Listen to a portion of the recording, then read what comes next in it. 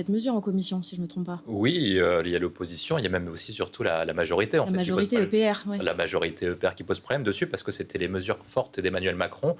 Il faut rappeler qu'en fait, une grande partie de ces mesures proviennent une partie du moment où Emmanuel Macron était ministre de l'économie de François Hollande avec ce qu'on appelle le CICE et le pacte de responsabilité qui a été transformé en baisse de charges. Et aujourd'hui, les députés EPR essaient de défendre les propositions d'Emmanuel Macron, en tout cas le bilan, ce qui s'appelle le bilan d'Emmanuel Macron, pour ne pas casser l'attractivité économique de la France. Simplement pour une raison qui est simple, pour eux, en tout cas c'est l'argument qui est donné, c'est que si par cas on augmente les cotisations patronales sur les bas salaires, ça aura un impact direct sur l'emploi. Ensuite, après, il y a les deux arguments qui se valent, parce que d'un côté, c'est vrai que ça aura un impact sur l'emploi dans la mesure où ça renforcera le coût du travail sur les emplois à bas salaire. Par contre, il y a un autre problème, et qui a été dénoncé eux-mêmes par à l'époque Gabriel Attal lorsqu'il était ministre du Budget, c'est ce qu'on appelle la smicartisation de la société, c'est-à-dire qu'il y a beaucoup trop de salariés français qui sont très sur le SMIC. Donc on ne peut pas à la fois dénoncer la smicartisation de la société et en même temps ne pas vouloir une dégressivité des allègements des cotisations sociales pour que ça touche plus de salaires, notamment de 1 jusqu'à 3 SMIC. Ça touche pas arbitrer Michel Barnier. Alors, ce qu'on sait, c'est que Michel Barnier, de toute façon, a dit de plusieurs reprises qu'il veut faire vivre le débat parlementaire. Il veut mettre une rupture avec ce qu'avait fait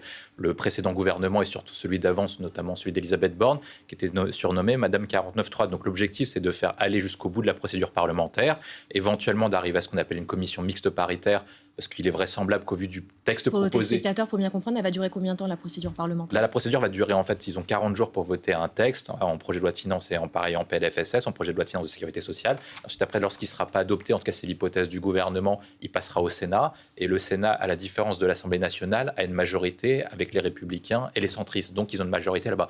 Et à ce moment-là, le texte qui serait refusé par l'Assemblée nationale, le texte du gouvernement reviendrait au Sénat, qui lui-même serait adopté, ce qui déboucherait sur une commission mixte paritaire, c'est-à-dire une réunion des députés et des sénateurs, 7 députés, 7 sénateurs qui doivent s'accorder, et ensuite après qui doivent déboucher sur un texte le plus possible proche des souhaits de Michel Barnier et du ministre du Budget, Laurent de Saint-Martin, pour ensuite après arriver...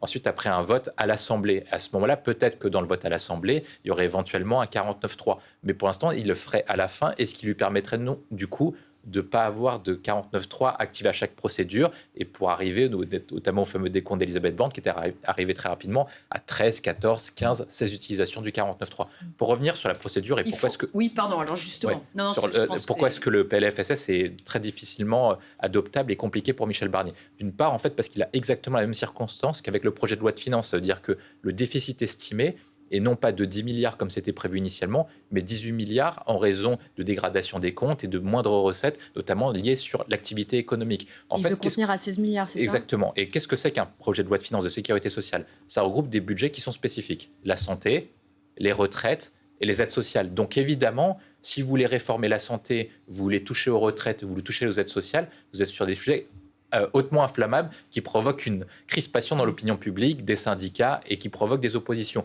De l'autre côté, le seul moyen de combler ce déficit, si par cas vous ne voulez pas toucher aux dépenses, c'est d'augmenter les impôts. Or, les grandes parties des recettes qui proviennent du projet de loi de finances de sécurité sociale proviennent en fait des activités du travail. C'est-à-dire qu'en fait, ceux qui payent ce type d'impôt, c'est la CSG et c'est les cotisations patronales et les cotisations sociales à 90%.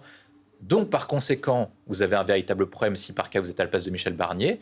Comment faire pour augmenter les recettes sans toucher au coût du travail et en même temps, comment baisser les dépenses sans avoir toute la France dans la rue contre vous, comme à l'époque des Gilets jaunes ? Dépenser mieux. C'est un véritable casse-tête chinois.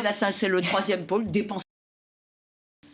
Oui, l'idée à chaque fois, c'est à peu près la même. Je crois que c'était Jean-Pierre Raffarin qui avait émis cette idée la première fois, donc 2004, il y a 20 ans. L'idée, en fait, c'est que si par cas vous obligez les Français à travailler un jour de plus, en fait, si vous avez un jour d'activité en plus, donc vous augmentez la richesse produite de manière, le PIB national, et par conséquent, vous faites rentrer des recettes supplémentaires, et parfois, vous mettez ce qu'on appelle un jour de solidarité, ça veut dire que c'est un jour qui n'est pas payé, et qui, en fait, rentre dans les caisses de l'État. Mais pour revenir ensuite, après, sur ce qui a été dit précédemment, est-ce que la politique du gouvernement est parfaite ? Est-ce que ça a permis de creuser le déficit, etc. ? Effectivement. Par contre, il y a quand même des indicateurs qui sont clés. Le premier, c'est ce qu'on appelle le taux d'activité. J'ai dit tout à l'heure qu'en fait, le PLFSS provenait notamment des revenus du travail. Donc, pour avoir le plus de revenus possible, il faut qu'il y ait le plus de gens qui soient sur le marché du travail. Or, depuis que l'INSEE calcule ce qu'on appelle le taux d'activité, donc c'est-à-dire que la catégorie de population qui est en activité, on n'a jamais eu un taux d'activité aussi élevé qu'à l'époque d'Emmanuel Macron. Le deuxième point, c'est qu'on a eu un taux de chômage qui est le plus bas depuis la présidence de Jacques Chirac.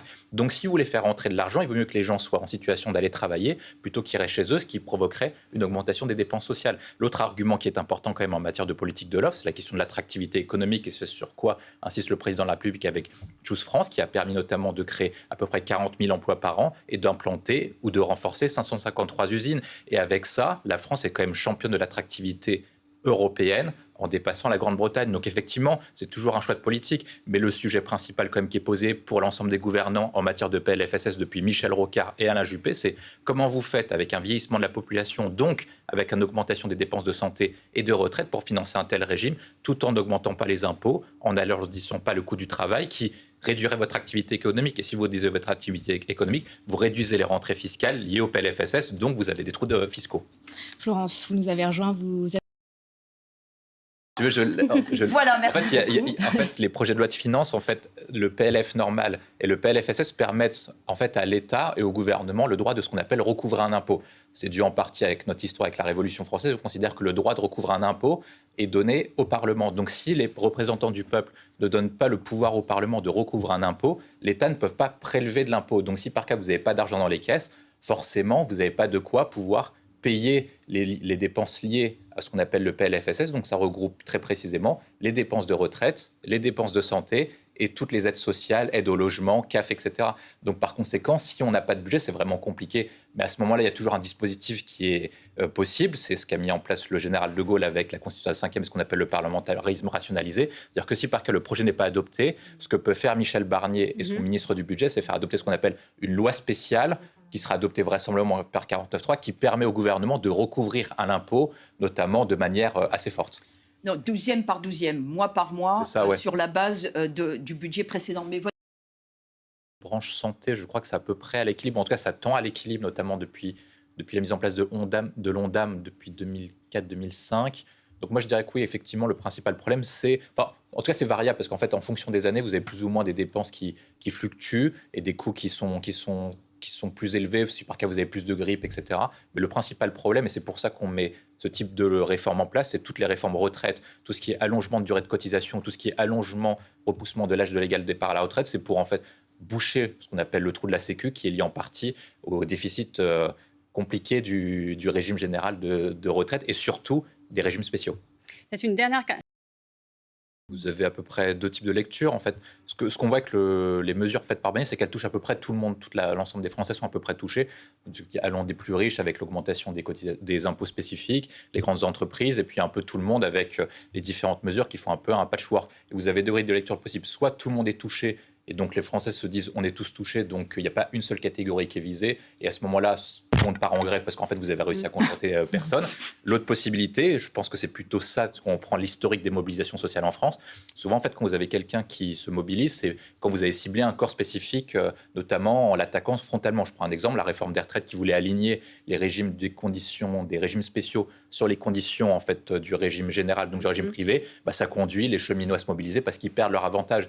Et je pense que l'idée de Michel Barnier, c'est plutôt on braque personne, on ne met pas le haro sur une catégorie spécifique de la population pour ne pas lui donner suffisamment de motifs d'aller se déplacer et d'aller se mobiliser. Et là, par contre, il y a une question qui va être posée, c'est est-ce que les fonctionnaires vont se sentir visés par le délai de carence, notamment qui a provoqué des crispations. Je pense qu'on n'est pas encore au point de mobilisation très forte, comme à l'époque des Gilets jaunes, etc. Merci beaucoup, William. Envoi de